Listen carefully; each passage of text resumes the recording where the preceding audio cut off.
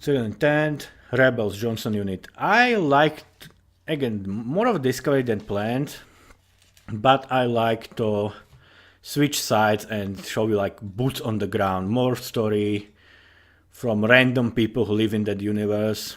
Saw it here and there.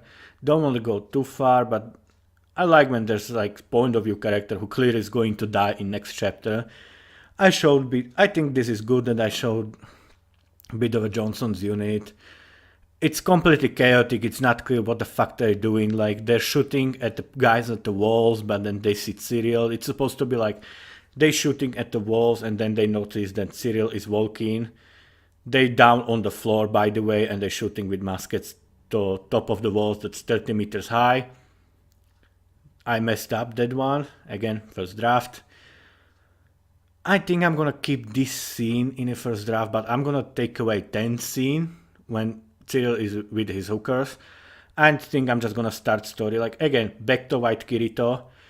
I thought it was gonna be cool, like Cyril wasn't supposed to be there, but he just went there because they interrupted him and he's so cool you cannot interrupt him when he's doing his notes.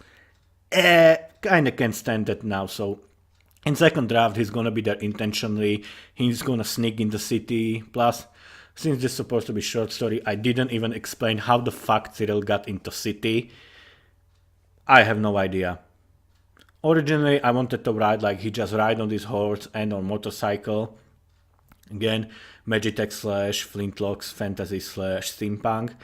Like he rides on a motorcycle across entire army and go in front line.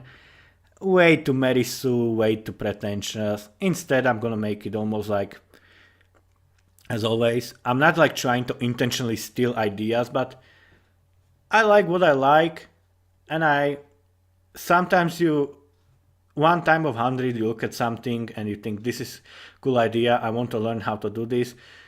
99 times of 100 you have good idea and realize you saw it somewhere else. So I'm thinking kind of like, I think in kind of something like Revengeance or Ninja Gaiden, when he's still cool by being one sole agent going way behind enemy lines. But it's not gonna be like that. He went there because they dared to interrupt him. No, in second draft, Cyril's go there because they sent him there. And he might still be some commentary, still show some of his arrogance and stuff. Like, he's arrogant, but he's nice guy. Oh shit, I didn't even... God, fuck damn it. I didn't even finish what I meant to say, that with that analogy to rappers and or pop stars or athletes, idea what I'm gonna do to balance Cyril's arrogance with him being more compelling character. Cyril isn't as much arrogant as he pretends to be. I heard once that ego is something you have to cover for lack of confidence. Cyril, he was very poor nobleman with very controversial parents. There was like 40-year difference between his father and mother. There were some implication that maybe his great grandfather Abu Grandike or whatever betrayed the king. So Cyril, right from the get-go, was born thinking that he's a worthless, that his birth was a mistake, that he was never wanted, plus his whole family name is stained. Whenever he say his last name, they look at him like it's garbage. And with that, there's obviously desire to prove himself, but there's also fear of letting someone too close so they hurt him. And so one, desire to prove himself because best of his family. Two, lot of fear to let someone in. And three, lot of excess, money, bitches, fame, just to cover for fact that he's just sad and dead inside, because no matter how much well he does, no matter how many martial arts he learns, how many languages he speaks, how many promotion he gets, how many medal he gets, Cyril still doesn't feel like he's enough.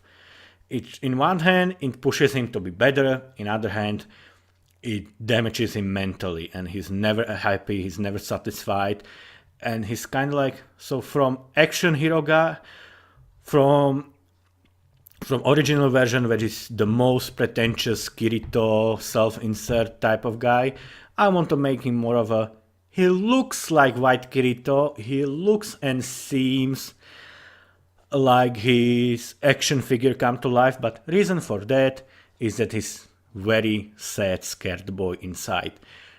And for past 10 years, he managed to get over it, at least he thought he did, by looking up to Jim. Now that he sees that Jim is on the other side, and they're probably gonna have to fight each other at some point, that scared, panicked little guy came back with vengeance. Now Cyril, so that's much for Cyril. I'm gonna keep in Johnson's unit. Cyril's gonna get to Espercotel mission, probably like parachute or use some sort of equivalent of parachute, like again like some sort of Da Vinci style parachute or wing or hang glider to get in. I think he's gonna be sent there to kill mages, which when you tell Cyril to kill mages, he's like, oh fuck me yes. So it's kind of like Rufus, his boss, is like, yeah, try not to be huge asshole to mages, but if you want to kill enemies once, we're not gonna stop you. He probably, maybe Johnson's unit in second draft is gonna be bodyguards to mages, or at least on the way there. Cyril still go there, still slaughter them. Probably being there naked is not gonna be there this time. What's gonna be there, I should have wrote down who made it, but there's a video on YouTube about an hour long that's like Pirates of the Caribbean Accidental Genius. Huge, so many great advices from that video. And one of the great one, he pointed out, guy who made that video, again, Pirates of the Caribbean Accidental Genius, something like that. He talks about a lot how in every action scene in Pirates of the Caribbean you are told two things at once.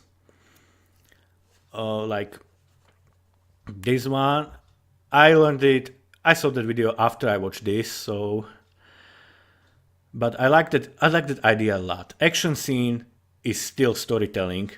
In fact, I saw some people compare action scenes to musical numbers, and I agree 100%. Super Eye Patch Wolf talk about it a lot, where there's a fight scene which is spectacle and there's action scene which is one-on-one emotional story. I would say that, or at least I want to say, is to make fight scene one-on-one or name character versus name character. Yes, make that emotional dialogue, which that's what action scene is. It's dialogue. Argument, counter-argument, argument, counter-argument, attack, counter-attack, attack, counter-attack. But I would say keep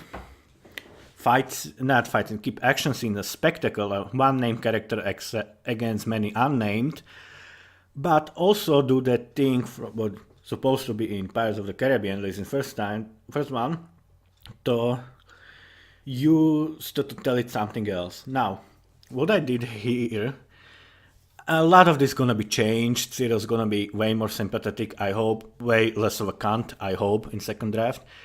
But one thing I'm gonna keep, that Cyril's fighting style is very, very evasive and very much based off deception and trickery and footwork. Like Cyril is incredibly strong and incredibly fast, but he's not gonna run straight. Cyril can run at you and can start beating you head on, but if he has chance to shank you in the kidneys before that, that's what he's gonna do. He's very much, Cyril is all about dirty tricks, acrobacy, leg sweeps. Basically, I always like dirty tricks in movies and stereotypical swashbuckler. I talked about this in general commentary.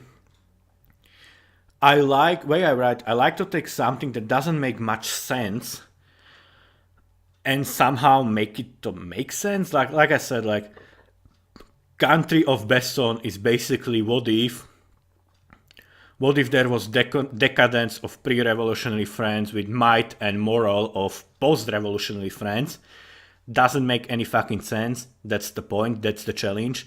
Here, I wanted to take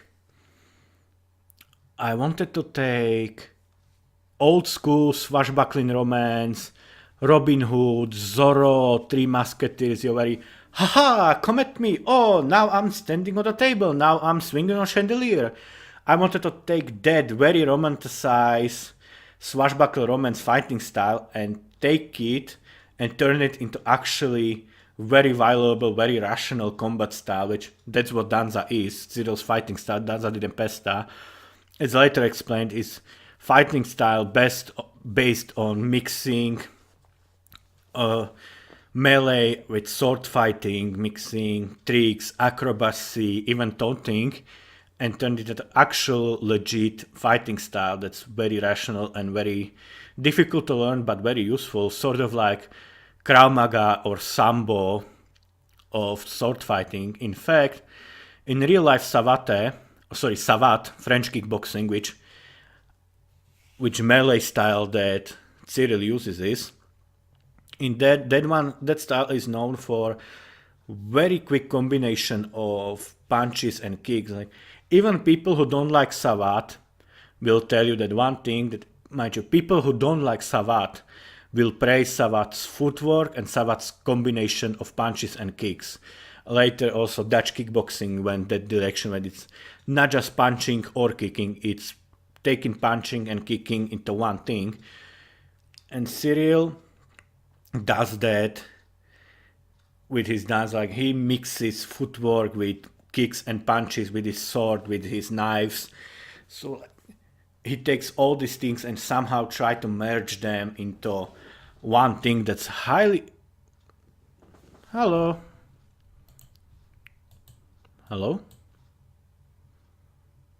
Hold on. Okay, I'm making video, but my Audacity just stopped. Lovely. Anyway, I'm gonna continue. Oh! Is Audacity going? Isn't Audacity? Okay. So far, Audacity seems to be running. I'm not gonna fuck with that. Is it running? Is it running? Fuck it. We'll see. Worst case scenario, I'm gonna try to rip audio from this. It was around 47-minute mark. Try to remember it. Now, what was... Yeah, fighting style, Cyril unit. Johnson's unit's gonna be guarding enemy mages that Cyril is sent to kill. This is gonna showcase, like I said, two things at once. This is gonna showcase Cyril's combat prowess and that he's a bit of arrogant, but also that his arrogance and egoism is based on some semblance of rationality, and that he likes to use everything he has to his advantage. And I think I showcased a bit of it here when he cuts bad guy, or not bad guy, he cuts his opponents and uses blood from the sword to blind the other one, and once he does that and his blade is clean, he uses that to blind them again. And I want this to be way more in second draft. Like, again, if this is all he's doing, when I don't like stories when I feel like writer is trying to make situation that it's good for main character. No, when Cyril has chance to stab you, he's gonna do it. When it's best to punch you in the face, he's gonna do it.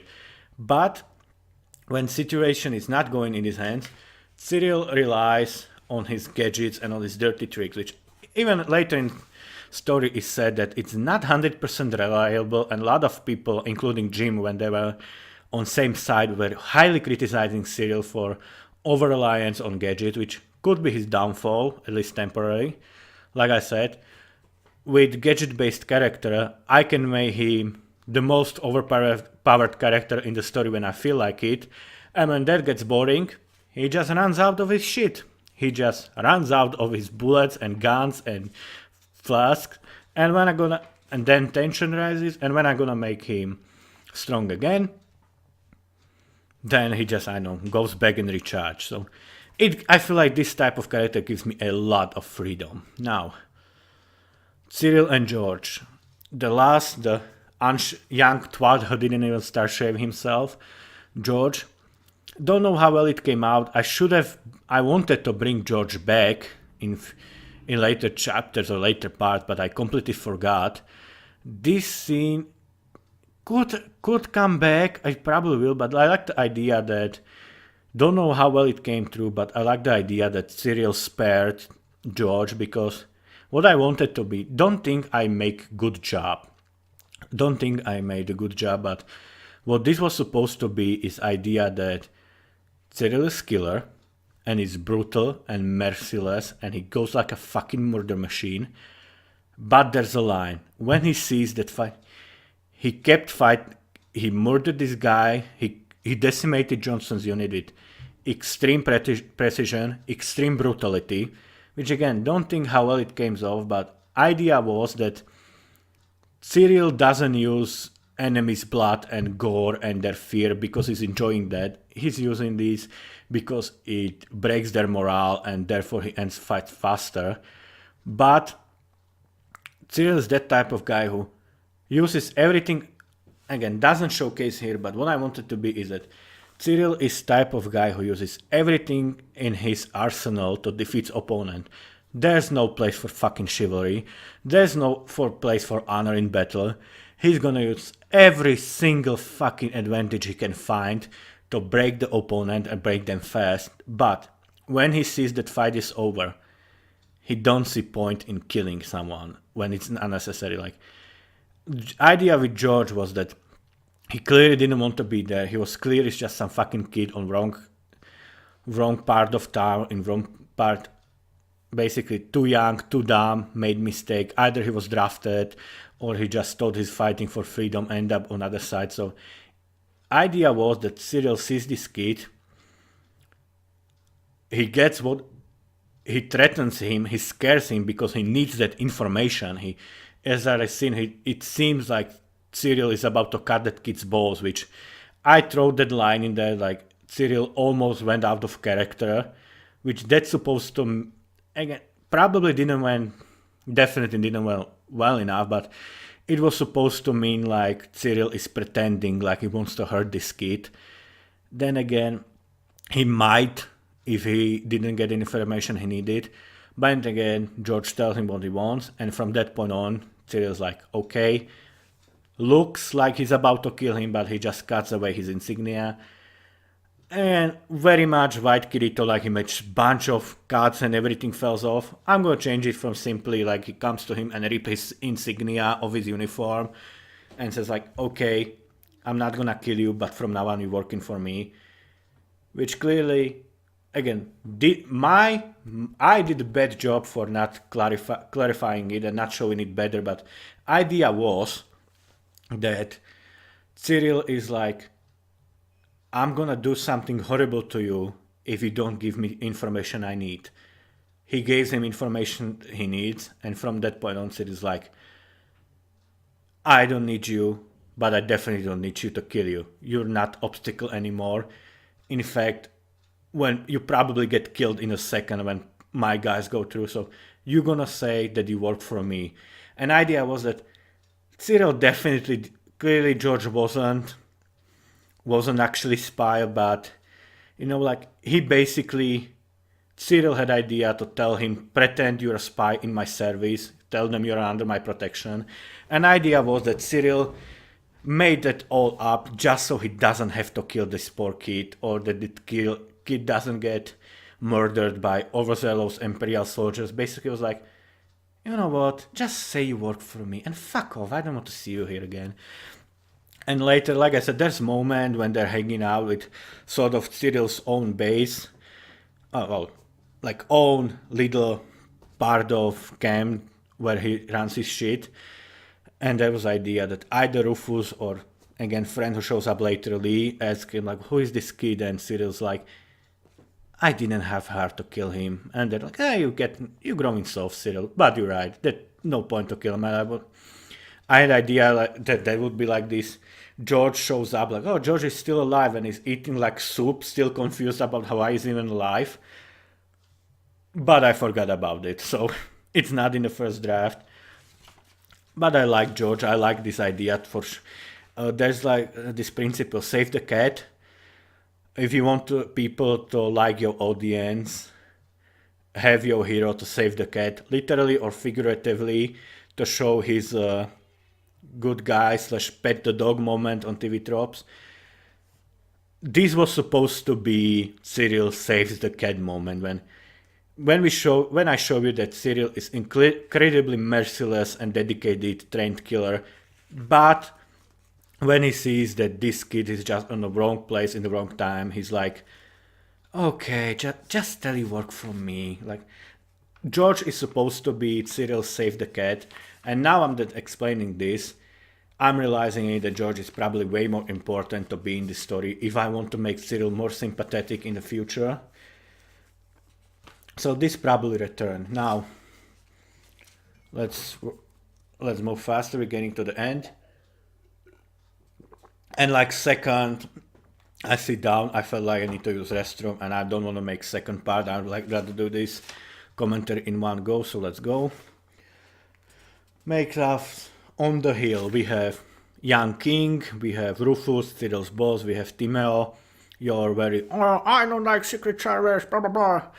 Kind of cliched, but I like that character. Rather than Timeo, way I wrote him, reminds me if you ever saw what was it? Dirty Dozen. I grew up on swashbuckler genre and old British and American war movies. Again, I'm from Central Europe. I didn't have internet until I was in high school, so old European and old American movies was what was on TV when I was kid. So I'm kid of I'm like I'm 90s to early 2000s kid. I was born in 1992, but there were things that, since my country used to be communistic just because I was born, they were afraid I'm coming, so communism just ended. They were so scared of me. I grew up, like, I watched Pokemon when I was a kid because it was new. I watched Power Rangers because it was new. I watched MASH because it was new, at least in my country. I watched Professionals and Dempsey and Makepeace and A-Team. Oh, don't know English title, but I think it was Black Sheep Unit or something like that. Oh, what was it? How do you call a unit of planes?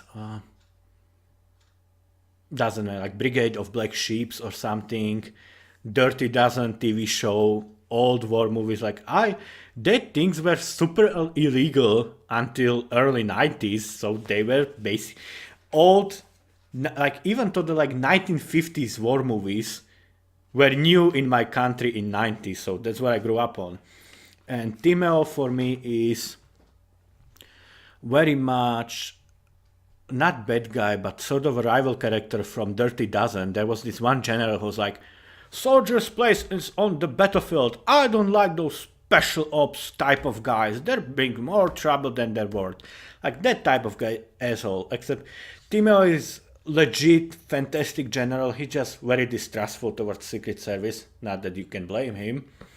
Rufus, right now, again, Discovery writing, as I'm saying this, there was meant to be like one dialogue between Rufus and Queen Agnieszka, and that dialogue turned into like 40 pages flashback about Rufus' childhood. Rufus's childhood, again, Discovery writing, so, and I like that I did it.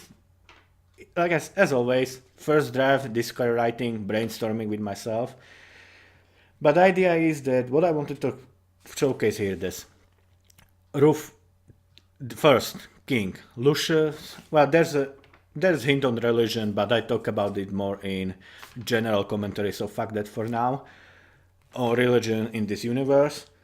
I wanted to showcase that there's King Lucius, young, kinda based on King's son. You can probably tell there are some, like it or not, there are more there are some, whenever I like it or not, there are some allegories to Three Musketeers because I just couldn't help myself. Obviously, King and Queen being very close to it. Agnieszka wasn't supposed to be in the story. She wasn't named until sentence I wanted to write about her. But end up in future part we see that she ends up like being incredibly important. I basically write future stories around her and what she caused just by being alive. So she started like unnamed character, that's why she's like very like described like porcelain doll. Actually, even in first draft, later when Agnieszka shows up, I originally she's victim, and no, I don't like that trope when women must become strong just by being victims, but it just happened to be like this. And I want Agnieszka actually ends up being like incredibly strong and temperament character, so she's completely even in first draft, next time she shows up, she's completely different person from what you see now. Emily is there, Lina is there. Lina and Nadia don't show up a lot, but I want to make them more important. Lina is fighter, Nadia is mage. She's gonna be sort of rival with Cyril until they, typical, until they learn to trust themselves. If you need allegory, let's say that Cyril is Jack Sparrow and Nadia is Will or God, keep fucking it up from Lethal Weapon. Mel Gibson is the crazy one and Danny Glover is the family one. Let's say that Nadia is the Danny Glover type of guy and Cyril is more of a Mel Gibson type of guy. Protagonist versus hero. And of course they learn how to trust each other, they learn from each other. So that's gonna be sub conflict in second draft. Sadly Nadia doesn't show up here. And it's not halfway through first draft I quote unquote discovered, sounds very pretentious, but that's really how it is. I just suddenly just appear in my mind and I put it on paper, figuratively. I write on computer or phone.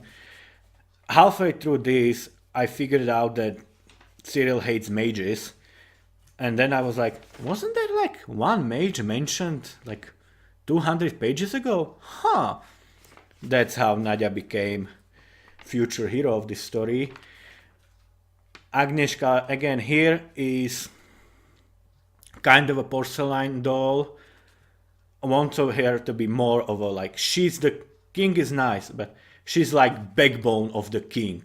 Like she's the tough one. She wears pants in a relationship, but she really loves the king. She's not like she's trying to take over more, so she's trying to give king her strength. Like King Lucius is heart.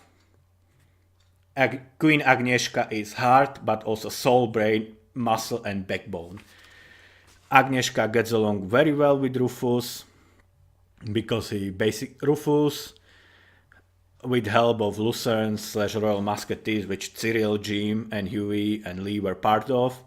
That's gonna be actually next recording. Spoiler for my own shit. Next reading's gonna be extended flashback about how they met Agnieszka.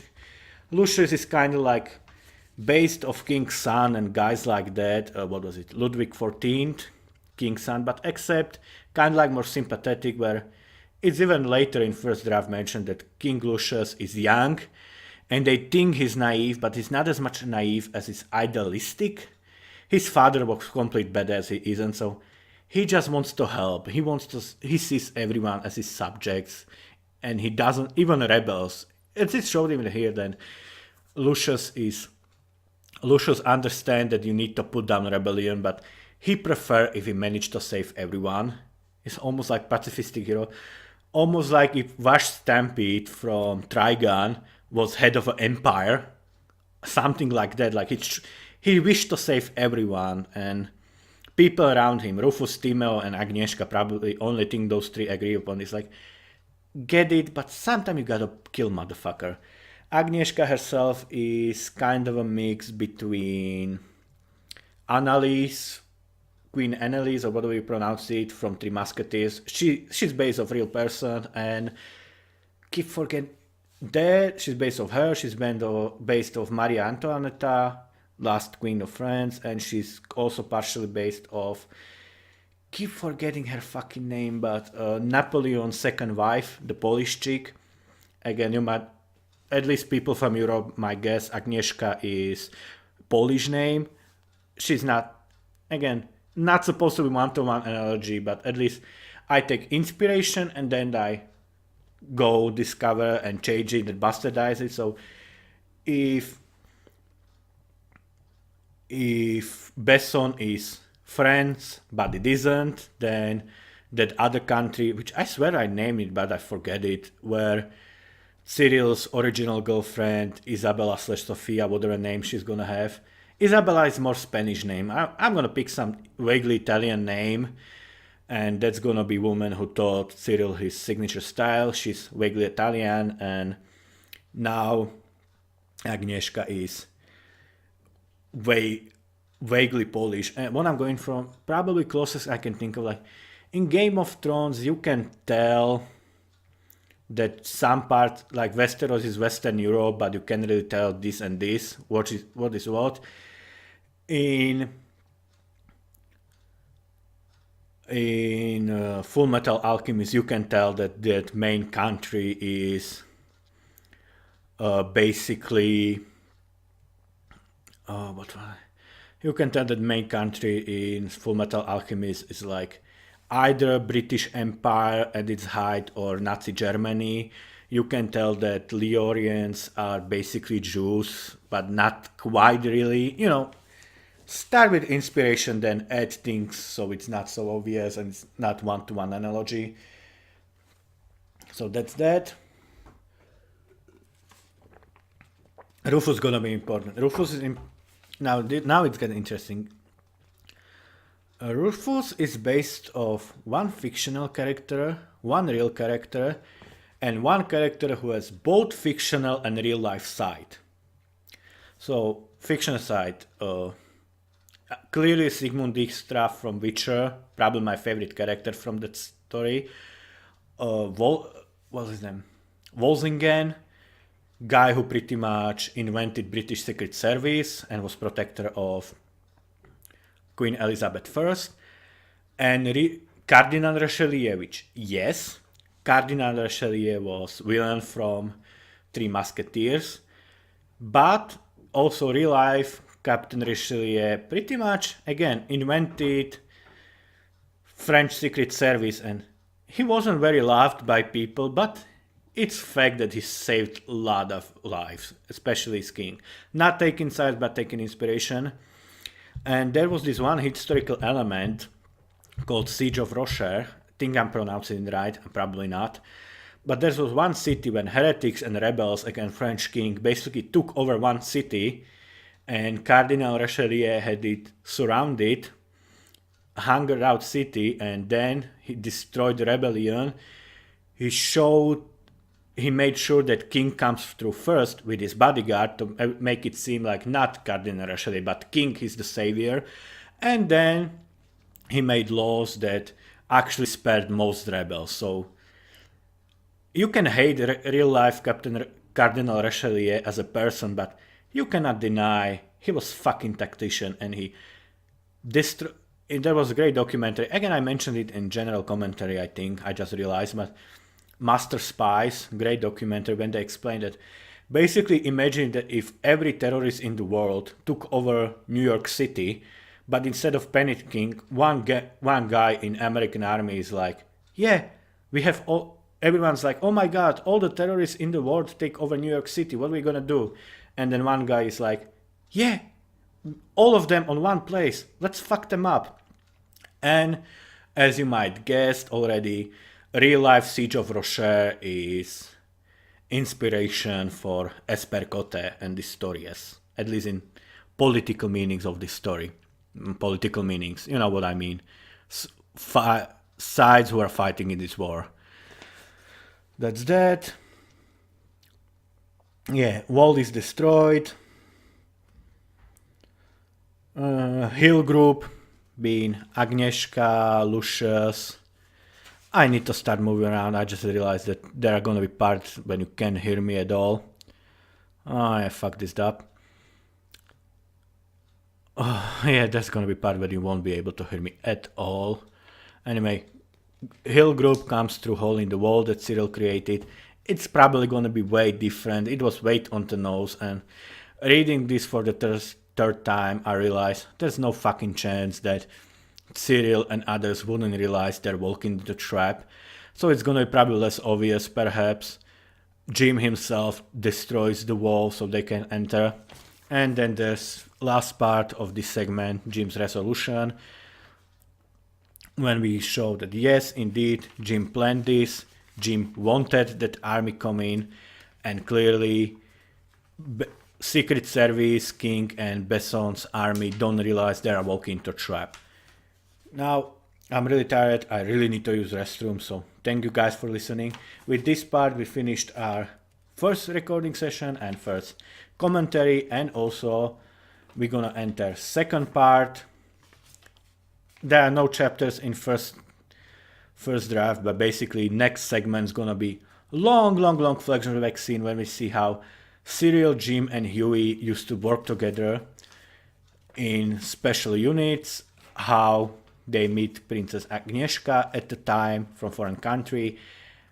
We learn about Agnieszka, we learn why I decided to make her main character. We see a lot of dynamic between Huey Lee and Jim. We'll see Cyril and Jim as a friend, how Cyril used to look up to Jim. And what I'm looking forward, at least I remember it being good. I'm already worried it's gonna be bad, but we're gonna see a bit of Cyril's fighting style when he's fully prepared and ready to go. So I look forward for it. Hope you do.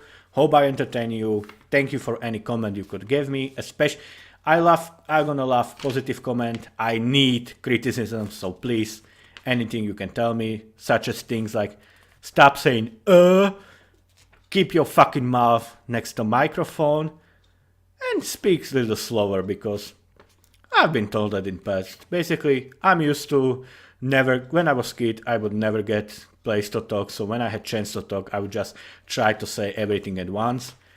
Hope you can decipher my words, and hopefully I'm gonna get better with time. You get better as you do. As always, I'm work in progress. As always, thank you for your attention, for watching and listening. Stay awesome. See you next time. Bye.